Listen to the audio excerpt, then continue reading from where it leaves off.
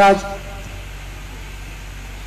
और मंचस्थ विराजमान भूतपूर्व दानापति जी श्रीमान धनराज गिरी जी महाराज और एवं संत वृंद, भक्तिमती माताओं एवं बहनों भाइयों, संतों का जीवन परोपकार के लिए होता है। अपने लिए संत कुछ भी नहीं करते। अगर आप को सोच के देखो, आप 24 घंटे में अपने लिए क्या करते हो? जो कुछ करते हो वो दूसरों के लिए करते हो, दूसरों के लिए ही जीते हो। अब बोलोगे कि हम तो जी अपने लिए जी रहे, नहीं, अपने लिए नहीं, अपने बच्चों के लिए। आप जो काम करते हो अपने बच्चों के लिए, आप जो कमाई करते हो अपने बच्चों के लिए, दूसरों के लिए करते हो, लेकिन अपने लिए नहीं करते हो। लेकिन महापुरुष अपने लिए भी नहीं करते हैं। महापुरुष जगत के कल्याण के लिए करते हैं। वो भगवान का स्मरण करते हैं, सेवा करते हैं, जगत के कल्याण। उनकी एक ही उद्देश्य होता है कि सर्वत्र कल्याण हो, सबका भला हो, सबके लिए ही कुछ मिले। और ऐसे संतों का जीवन व्यतीत होता है जो सबके लिए ही है। तो वो जो उनके जो सुमरन है, सेवा है, वो सबका समर्पित होता है। तो ऐसे संत महापुरुषों की हम षोडशी में है। तो षोडशी क्या होता है कि हमारा जो जिंदगी में, जो जीवन में है, 16 कला होता है। हम 16 कला को पूर्ण रूपे से प्राप्त नहीं कर पाते हैं और संत लोग उसको प्राप्त कर लेते हैं। वो जो 16 कलाएं हैं उसमें 8 प्रकार का सिद्धि है और 8 प्रकार की निधि है। वो जो 16 कलाएं प्राप्त करने के बाद उसको जो समर्पित कर लेते हैं, माने गुरु महाराज की चरणों के द्वारा जगत के लिए जो समर्पित कर लेते हैं, तो उनकी निमित्त, उनकी यादगार के लिए षोडशी भंडारा किया जाता है। और जो ब्रह्मलीन हो जाते हैं, ब्रह्मलीन माने वो अपने जो शरीर, ये जो शरीर है ना, ये शरीर ये बंधन रूप है, ये संसार में बंधन कारक है शरीर। और ये बंधन से मुक्ति होने के लिए भगवान का भजन करते हैं। और वो भजन से को पूरी संसार को समर्पित कर करके, तो ये संसार का समर्पित, तो मुक्ति को प्राप्त करने के लिए 2 ही रास्ता है। या तो भक्ति को अवलंबन कर करके, सेवा में हो करके, कि ये संसार को मिथ्या मान करके, भगवान को सत्य मान करके आप मुक्ति को प्राप्त हो जाए। ये 2 ही मार्ग हैं। तो महापुरुष ये भक्ति का मार्ग है, ये बहुत सरल है। महापुरुष ये भक्ति का मार्ग को अवलंबन करते हैं। इसमें सेवा और सुमिरन होता है। तो बाहर का धन से, बाहर का शरीर से सेवा, तो सेवा करने से हमारा मन का अहंकार मिटता है, शुद्धि होती है। तो भक्ति करने से समर्पित होता है, समर्पण होता है, भक्ति से समर्पण होता है। तो जो मेरा कहने का तात्पर्य ये है कि हम संतों के शरण में लगे हैं कि हमारा जीवन का, अगर आप कल्याण करना चाहते हो, इसी जीवन में आप मुक्ति पाना चाहते हो, आप अपने शरीर से, अपने तन से, अपने धन मन से सेवा करो और रब भगवान का सुमिरन करो। इसी में हमारा कल्याण है। ये संत महापुरुष जितनी भी है वो सब इसी, ये 2 ही वाक्य में मुका देते हैं, ये 2 ही शब्द बोलते हैं। अब सेवा करो और सुमिरन करो। तो आप जितनी से वध जितनी हो सके आप सेवा करो और सुमिरन करो।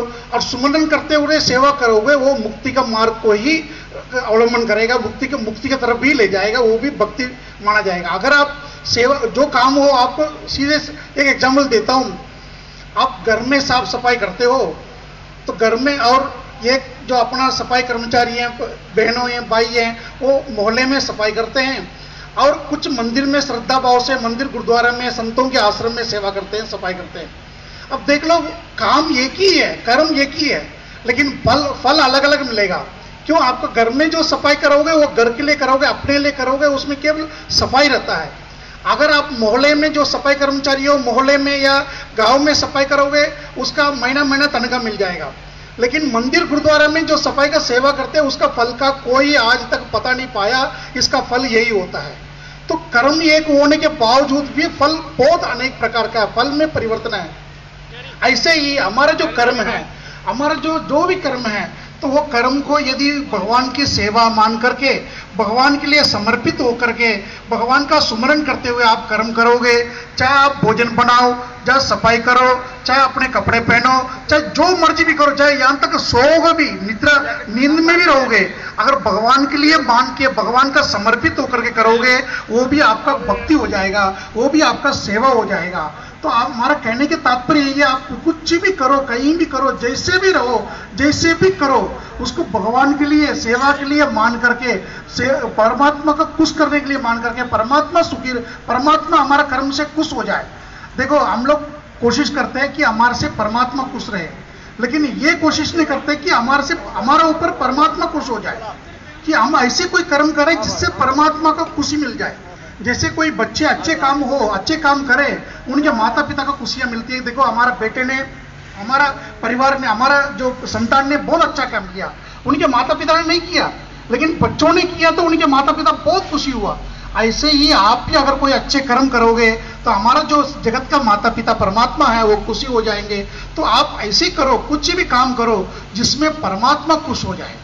परमात्मा आपका कर्म देख करके, आपका व्यवहार देख करके, आपकी अंदर का जो आपका जो वर्ताव है, तो दूसरों के प्रति वर्ताव देख करके जो परमात्मा खुश हो जाए, परमात्मा प्रसन्न हो जाए, वो उसी को भक्ति कहा जाता है।